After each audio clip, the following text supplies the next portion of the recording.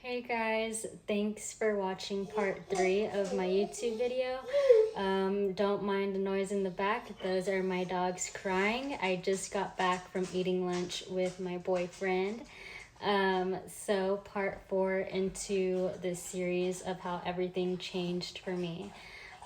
So once I got my job in in California, what I was doing sales door to door, and I didn't last there for a long time. I only lasted there for 2 months because I remembered I asked God while I was going door to door. I said, God, I know you don't want me to do this door to door thing in sales forever. I know you have something big for me, purposeful for me. I know this can't be it.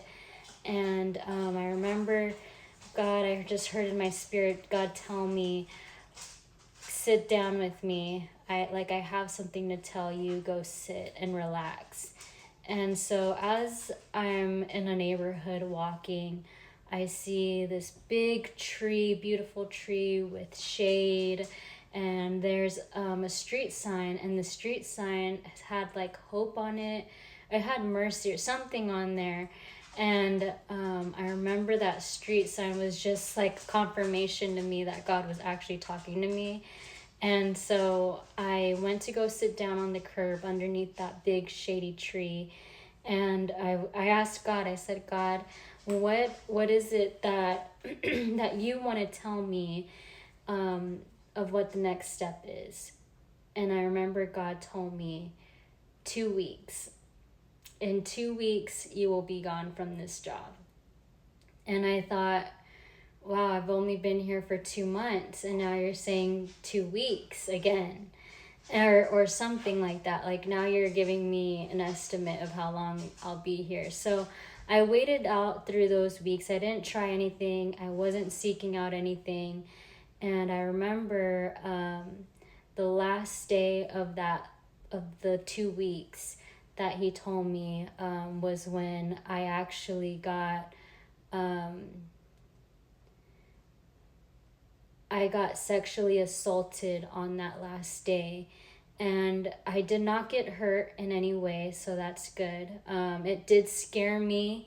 And I never thought in my life that I'd go through something like that. It was very scary to me, being in California by myself with no family around. And I know God did not intend for me to get hurt in that way. But on that last day, I remember I went back to the apartment. I was so shaken.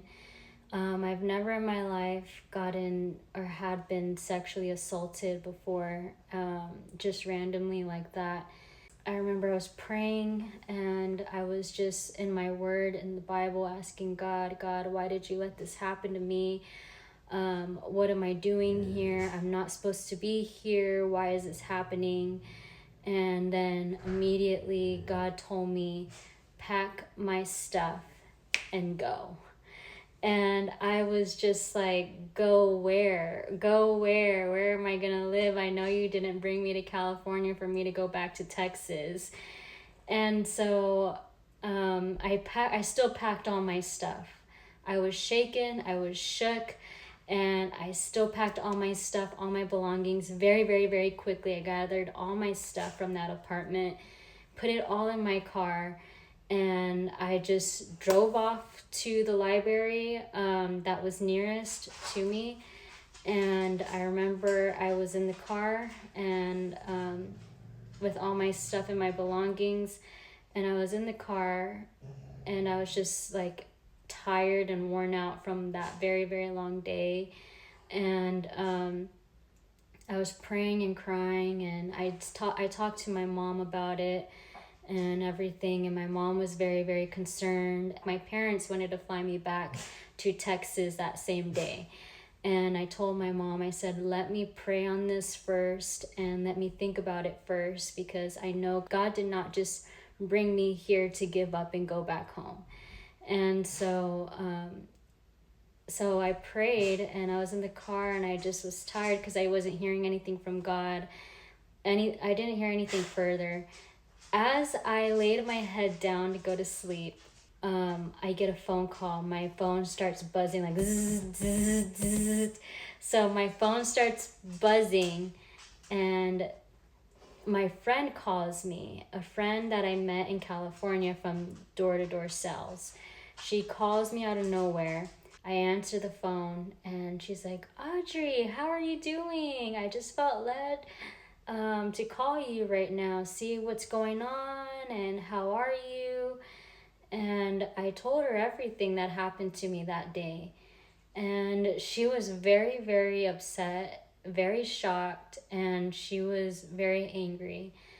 And she told me, she said, Audrey, you need to go to your nearest church that you've been going to. So, as I've been working in sales in California here, I was also attending a church every Sunday that God had led me to. So, I went to that church like my friend told me to go to. So, I went, and I remember going there. I told them everything that had happened to me and what can I do. And they told me, they said, we're going to help you as much as we can. We'll pay for a hotel for you for 3 nights. And we'll have the pastor come talk to you.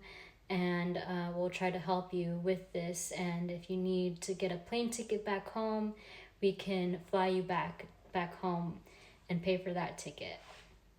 And I remember I thought and said to myself, well, there's no way am I going back home. God did not just bring me here for me to give up and go back home. And so in the hotel room, I called